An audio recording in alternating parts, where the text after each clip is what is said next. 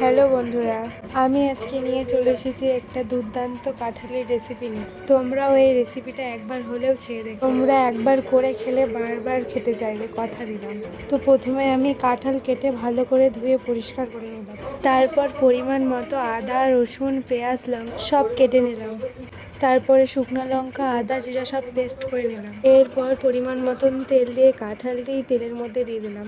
তারপর পরিমাণ মতন হলুদ, লবণ দিয়ে ভেজে নিলাম। তো তোমরা যতগুলো করবে ততগুলোর পরিমাণ মতো সব কিছু দিয়ে নেবে। এরপর সামান্য পরিমাণ তেল পেস্ট করা মশলাটি দিয়ে ভালো করে কষিয়ে নিতে হবে। তারপর ভালো করে কষানো হয়ে গেলে